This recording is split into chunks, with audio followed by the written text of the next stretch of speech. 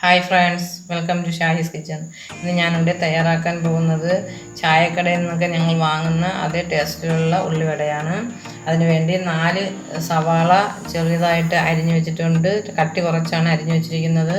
അതിൻ്റെ കൂടെ തന്നെ 2 ടേബിൾ സ്പൂണ് കടലമാവ്, 2 ടേബിൾ സ്പൂൺ മൈദ മാവ്, 1 ടേബിൾ സ്പൂൺ മുളക് പൊടി, ഇഞ്ചി, 1 കഷ്ണം ഇഞ്ചി അതിനെ ചെറുതായിട്ട് അരിഞ്ഞു വെച്ചിട്ടുണ്ട്.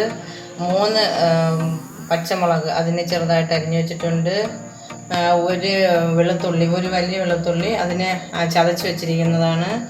പിന്നെ ഉപ്പ് ആവശ്യത്തിന്, കറിവേപ്പില അരിഞ്ഞു വെച്ചിട്ടുണ്ട് കുറച്ച്, പിന്നെ കായം എന്നിവയാണ് എടുത്ത് വെച്ചിരിക്കുന്നത്. നമുക്ക് ഈ അരിഞ്ഞു വെച്ചിരിക്കുന്ന സവാളയിലേക്ക് ഉപ്പിട്ട് കൊടുക്കുക. ആവശ്യത്തിന് ഉപ്പ് ഇടാവൂ, ഉപ്പ് കൂടി പോകാൻ പാടില്ല.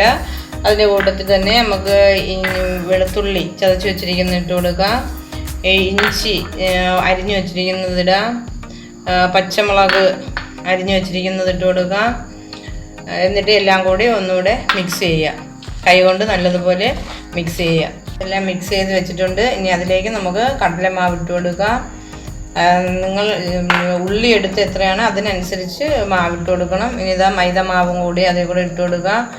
കറിവേപ്പിലയും അതേ കൂടെ ഇട്ട്, മുളക് പൊടിയും ഇട്ട് കൊടുക്കുക. അതേപോലെ തന്നെ ഈ കായപ്പൊടി ശകലം ഇട്ടാൽ മതി, 1 നുള്ള് ഇട്ടാൽ മതി കായപ്പൊടി. എന്നിട്ട് എല്ലാം കൂടി നല്ലതുപോലെ മിക്സ് ചെയ്യുക. വെള്ളമൊന്നും ഒഴിക്കേണ്ട ആവശ്യമില്ല, ഈ ഉള്ളിയിൽ തന്നെ എല്ലാം കാണും. അതുകൊണ്ട് ഇത് നല്ലതുപോലെ മിക്സ് ചെയ്ത് വെക്കാം. നമുക്ക് അതേപോലെ നല്ലതുപോലെ മിക്സ് ചെയ്ത് വെക്കണം. കയ്യിലൊട്ടാത്ത രീതിയിൽ മിക്സ് ചെയ്ത് വെക്കണം. മിക്സ് ചെയ്ത് വെച്ചിട്ട് നമുക്ക് 15 മിനിറ്റ് ഇതിനെ അടച്ചു വെച്ച് വയ്ക്കാം. പാൻ ചൂടായിട്ടുണ്ട്. ഇനി നമുക്കതിലേക്ക് എണ്ണ ഒഴിച്ചു കൊടുക്കാം.